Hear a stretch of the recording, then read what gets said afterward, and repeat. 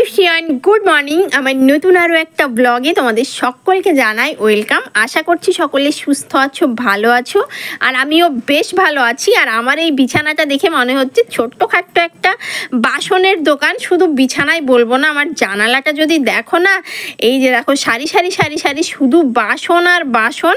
এবারে ভাবছি এই বাসনগুলো এখানে কেন, তো এইগুলো আমি সব মেজেছি, মানে এতগুলো বাসনকে একসঙ্গে বের করে একসঙ্গে বসে একদিনে আমি মেজেছি। আমার মানে অবস্থাটা জাস্ট ভাবো। আর এই বাসনগুলো বেশিরভাগটাই ছিল মিড শেলফে, ছিল তোমার কিছু সানসাইডে ছিল, কিছু বাইরেও পড়েছিল। আর এত ধুলোবালি পড়েছিল, মানে মিড শেলফের যদিও নেট দেওয়া থাকে তবুও না ওর ভেতর প্রচুর ধুলোবালি পড়ে নোংরা হয়। আর যারা ভাড়া বাসায় থাকো আর বাসা চেঞ্জ করতে হয় তারা জানো যে এই সমস্ত মালপত্র টেনে নিয়ে যাওয়া এর যে কি ঝামেলা, মানে এর মতো কষ্ট বোধ হয় আর কিচ্ছুতে নেই। আর ওইখানটায় আমি একটা পার্সেল রাখলাম, সেটা তোমাদের আমি একটুখানি পরে দেখাচ্ছি। তো এই বাসনগুলো আমি রাত্রে মেজেছি, মেজে তোমার জল ঝাড়তে এখানে আমি জানালায় রেখে দিয়েছিলাম। আর সারা রাত্রি বাতাস এসে কিন্তু বাসনগুলো খুব সুন্দর শুকিয়ে গেছে। আমি সকালবেলা বাড়ির কাছে গিয়েছিলাম, মিস্ত্রি দাদাদের চাবি টাবি দিয়ে সোজা এসেছি বাড়ি, কেননা আমার বাড়িতে অনেক কাজ বুঝতেই পারছো।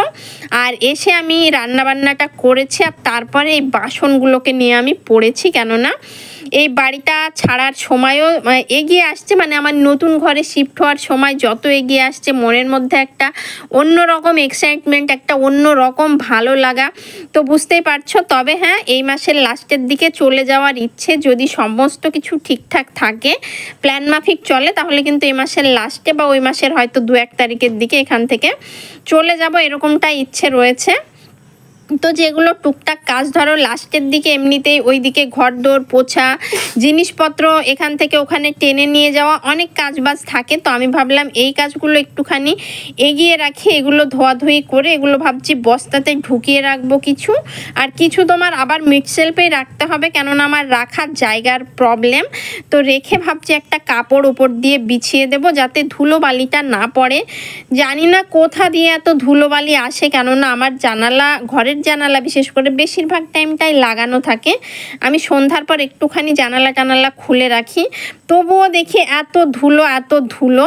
আর এই জিনিসগুলোকে এভাবে ছড়িয়ে ছিটিয়ে রাখলে প্রচুর জায়গা লাগবে, সেই কারণে আমি বুদ্ধি করে করে একটার মধ্যে আরেকটা, একটার মধ্যে আরেকটা এইভাবে রেখে রেখে যাতে কম জায়গাতে জিনিসগুলোকে রাখতে পারি, সেই চেষ্টায় চলছে। আর ফাইনালি সমস্ত কিছু গুছিয়ে নিয়েছি। আর আজকে আমার অবস্থাটা যা হয়েছিল দেখার মতো। Friends, good evening. ঘড়িতে বাজে এখন বিকেল 5টা, ওই যে দেখো পিছনে ঘড়ি, একদম রাইট 5টা। আর আমি এখন একটু রেডি সেডি হচ্ছি, যাব বাড়ির কাছে, কেননা মিস্ত্রিদের যাওয়ার সময় হয়ে গেছে। প্রত্যেক দিন যে 5টায় যায় তেমনটা নয়, কোনো দিন 5টা, 5:30, কোনো দিন 6টাও বেজে যায়। তো আমি একটুখানি আগেই যাই, গিয়ে না দাঁড়িয়ে দাঁড়িয়ে কাজ দেখতে ভালো লাগে। আর আজকে মানে কি বলবো, আমি এত টায়ার্ড, সকাল থেকে তো দেখলে পুরো মানে কি বলবো এক খাট হয়েছিল বাসন কোসন। তো সেইগুলোকে সমস্ত ধোয়াধুয়ি করে জায়গা মতো সামলে দিয়েছি। বড় একটা কাজ আমার মিটে গেছে। তারপরে দুপুরবেলা স্নান টান করে মানে টানা লম্বা একটা রেস্ট। এখন বিকেলবেলা উঠলাম, উঠে এই যে মাথায় আগে তেল লাগিয়েছি, চুলগুলো বুঝতে পারছো, মাথা না মানে প্রত্যেক দিন শ্যাম্পু করে করে কেমন একটা চুলগুলো রাফ হয়ে যাচ্ছিলো। তো এখন তেল লাগালাম বসে বসে, এখন যাবার। আমি এইদিকে রেডি হচ্ছিলাম, আর আমার ছেলে দেখো এই যে আমার এই ফাউন্ডেশনটাকে এই যে ফুটো করেছে, পেন দিয়ে এনে এখানে ফুটো করে দিয়েছে। এখানে কি দেওয়া যায় বলো তো? আমি ভাবছি এখানে কালো যে ব্ল্যাক টিউবগুলো আছে ওগুলো পেঁচিয়ে এখানটায় লাগিয়ে দেবো। এই যে ব্ল্যাক টিউব মানে পুরো পেন এনে ঢুকিয়ে দিয়েছে। আমি এটা বের করেছি একটু রেডি হব বলে, মানে ফাউন্ডেশন লাগাবো না, বাট এই যে কাজল টাজল রয়েছে একটু লাগাবো বলে বের করেছে, আর এটাকে ফাটিয়ে দিয়েছে। তো এটা আগে আমি ঠিকঠাক করবো। এই যে দেখো সব বেরিয়ে যাচ্ছে, এই যে সব কিছুতে লেগে যাচ্ছে। এটা যদি আমি ঠিক না করেছি না এখন, তাহলে তোমার পুরো মানে আমার সাজের বক্সটা পুরো মানে কি বলবো নোংরা হয়ে যাবে। এই যে আমার হাতে লেগে মানে পুরো একাকার অবস্থা, শুধু কাজ বাড়ায় বিশ্বাস করো। সারাদিন একেতে বাসন কোসন ধুয়ে প্রচণ্ড টায়ার্ড ছিলাম, এখন আবার এই সব করে তারপরে যাব বাড়ির কাছে। আর একটা জিনিস তোমাদের দেখানো হয় না, আমি এখানে বসে বসে কথা বলছি, যদিও তোমরা খেয়াল করেছো কিনা জানি না। তো চলো তোমাদের দেখাই। সেটা হচ্ছে এই যে আমার আলনাটার এখানটাতে একটা কাঁচ ছিল, মানে এর গেটটা লাগানো ছিল আর গেটে কাঁচ লাগানো ছিল। আহিল এটাকে এত জোরে জোরে খোলাখুলি করে, তো গেটের যে মানে কি বলবো কবজা যেগুলো ছিল সেই কবজাগুলো পুরো উঠে গেছিলো, দুটো কবজা, আর এই ওপরের কবজাটা লাগানো ছিল। তো আহিলের গায়ে কখন পড়ে যাবে বলে আর পাপাকে দিয়ে আমি এটা খুলিয়ে নিয়েছি। এই যে দেখো পুরো ফাঁকা জামা কাপড় রাখা রয়েছে, দেখতে খারাপ লাগছে বলে আমি এখানে একটা ওড়না দিয়ে মানে ঢেকে দিয়েছি। আর দোকানে গেছিলাম তো ওটা সারানো যাবে না, প্লাইয়ের না তোমার দুটো ভাগ রয়েছে, একটা একদম সলিড প্লাই আর একটা একটু ভুসি ভুসি মতো থাকে। তো আগে তো বুঝিনি, ধরো এখন যতটা মানে বুঝতে পারি ফার্নিচার বা জিনিসপত্রের ব্যাপারে, তখন তো অত বুঝিনি। তো এই জিনিসটাতে ওটা লাগানো যাবে না, এটা খুব একটা ভালো প্লাই না, তো সেই কারণে এভাবেই এখন আপাতত থাকবে। আর এখন কোনো ফার্নিচার বা কোনো কিছু নেওয়ারই আমাদের ইচ্ছে নেই, আর নেবও না। পরে যখন দোতলা করা হবে ওটাকে পুরো মডিউলার করা হবে, এখনকার মানে মডেলে পুরো ইন্টেরিয়ার করে দোতলাটাকে কমপ্লিট করার ইচ্ছে রয়েছে। তখন এই ফার্নিচারগুলো কোথায় রাখবো আমি মানে বুঝে উঠতে পারবো না, সেই কারণে ফার্নিচার কেনার কোনো ইচ্ছে নেই, যেগুলো আছে এতেই কাজ চালাবো। আর আয়নাটাকে এই যে ওর যে পাল্লা, সেই পাল্লাটাকে খুলে এখানে রেখেছি। এখন এই জায়গাটাতে বসি, এই খাট আর এর এই গ্যাপ যে রয়েছে এই গ্যাপটাতে বসে আমি এখানে সাজুগুজু করি, এই একটা কাজ হয়েছে। তো যাই হোক চলো বক বক করবো না, বাড়ির কাছে যাই, গিয়ে উফ কি সুন্দর বাতাস, মানে ফ্যানটা অফ করে কথা বলছি, পুরো ঘেমে স্নান হয়ে গেছে। আর এই যে জানালার কাছটাতে এলাম, এখানে সুন্দর বাতাস বইছে। তো বাড়ির কাছে যাবো, গিয়ে তোমাদের দেখাবো প্লাস্টার কত দূর কি হলো না হলো সমস্তটা দেখাবো। তো চলো টাটা। তো চলে এলাম বাড়ির কাছে, আর এসে দেখি মিস্ত্রি দাদাদের কাজবাজ মোটামুটি শেষ, জাস্ট স্নান করবে আর যন্ত্রপাতিগুলো ধুয়ে নিলে কিন্তু হয়ে যাবে। আর এই দিকে দেখো রাস্তার সাইডটাও অনেকটাই প্লাস্টার হয়ে গেছে, ব্যাক সাইডটাও হয়ে গেছে। এই যে যতটা ফাঁকা এখন দেখছো, পিছন দিকটাও অতটা ফাঁকা আছে, একদিন লাগবে করতে। আর এই দিকটা মোটামুটি 2 দিন লাগবে। আর যেহেতু আমি গ্রিলগুলো বসিয়ে ফেলেছি আর এই জানালাগুলোতে ডিজাইন রয়েছে, বিট টানা রয়েছে, তো গ্রিল বসানোতে মিস্ত্রিদের করতে একটুখানি প্রবলেম হচ্ছে, কাজ করতে কি আর করবে, ওরাও বেচারারা কষ্ট করে করে করছে। আর আমার ছেলে তো এইদিকে এসে একদম এভারেস্টের চূড়ায় উঠে গেছে, দেখতেই পাচ্ছ, উঠে এখানে পাথরের ওপর আরাম করে বসে পাথর নিয়ে করছে খেলা। আর এই যে এই পাশের বাড়িটা সেই যে জলের মধ্যে শুরু হয়েছিল, দেখতে দেখতে দেখো বাড়ির মানে কলমও উঠে গেছে আর বাড়িটাও অলরেডি অনেকটাই এগিয়ে গেছে। তো ওখান থেকে আসার পর আমি একটুখানি চা করে সন্ধ্যাবেলা করে খেয়েছি। আর আহিলকে নিয়ে বসিয়েছিলাম একটু লেখাপড়া করাতে।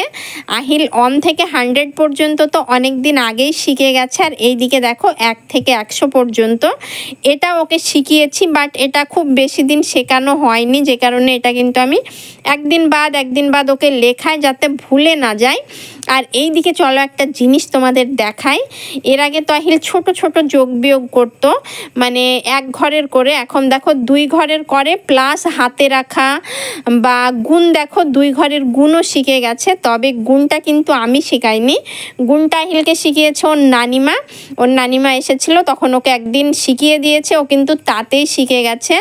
ও খুব তাড়াতাড়ি যে কোনো জিনিস ক্যাচ করতে পারে। তো ওকে আমি একটুখানি চা দিচ্ছিলাম, কেননা আমি যখন খাচ্ছিলাম তো ও বললো মাম্মাম চা খাবো। তো ওকে আমি বাড়ির কাছ থেকে এসে দুধ দিয়েছিলাম, সেই কারণে চাটা তখন দিইনি। তো ভাবলাম চলো এখন ও লিখছে যখন একটুখানি চাটা খেলে ক্লান্তিটাও দূর হয়ে যাবে, এখন ওর অনেক লেখা বাকি রয়েছে। আর এবারে চলো আমি তোমাদের সেই পার্সেলটা দেখাবো। এবারে ভাবছো যে পার্সেলটা এলো কোথা দিয়ে, অনলাইন দিয়ে? একদমই নয়, এটা অফলাইনের পার্সেল। আসলে এমসিপি বক্স বলে বোধ হয় এটাকে, আমি অত শত জানিও না, বাট বাড়ি করার সুবাদে অনেক কিছু জেনেছি, অনেক কিছু শিখেছি বলতে পারো। তো এটা নিচতলার সিঁড়িতেও লাগানো হয়েছে। এটা তোমার 1 তলায় বসে, 2 তলায়, মানে যতটা ফ্লোর হয়, মানে সব জায়গাতে একটা করে নাকি থাকে, মানে পুরো 1 তলার যত সুইচ সেটার লাইন এই এমসিপি বক্সে নাকি থাকে। তো আমরা নিচে যেটা লাগিয়েছিলাম এটার আবার অনেক ওয়াটের হয়, 8, 12, 16। তো নিচেরটার দাম তোমার নিয়েছিল 1600 মতো, আর এইটা নিয়েছে 2200 মতো। তো আমি আমাদের ইলেকট্রিক মিস্ত্রিকে ফোন করে বলছি যে কী ব্যাপার, এটার দাম কেন বেশি নিল? তো দাদা বলছে যে এটা উপরে যেহেতু ফল সিলিং, অনেক লাইটের অপশান এই সমস্ত রাখা হয়েছে দোতলায়, সেই কারণে এর ওয়াটটাও বেশি। এটা মোটামুটি 16 ওয়াটের নেওয়া হয়েছে, সেই কারণেই নাকি এটার দামটাও এতটা বেশি। তো যাই হোক, ওই যে বললাম তোমাদের, মানে এমসিপি বক্স কি সেটাই জানতাম না, এখন বাড়ি করার সুবাদে অনেক কিছুই জানতে হয়েছে। আর এটা দেখতে ঠিক এরকম হোয়াইট কালারের, বেশ সুন্দর, মানে বাইরের গেট আপটাও না খুব সুন্দর। আর এটা হ্যাভেলসেরটা নাকি খুব ভালো। তো যাই হোক, চলো এটা আমি খুললাম, কেননা কালকেই তোমার সিঁড়ি চিপিং করতে আসবে আর এটা কিন্তু কালকে লাগবে। তো আমি ভাবলাম একটু খুলে দেখে নিই যে জিনিসটা ঠিকঠাক কেমন এসেছে কি না এসেছে। তখন মিস্ত্রি এলে না খুব তাড়াহুড়ো হয়, দেখার আর সময় হয় না। তো চলো আজকের ভিডিওটা এখানেই শেষ করছি, দেখা হবে নেক্সট কোনো ভিডিওতে। ততক্ষণ পর্যন্ত ভালো থেকো, সুস্থ থেকো। আর কেমন লাগলো আমার আজকের ভিডিওটা অবশ্যই কমেন্ট করে জানিও। টাটা।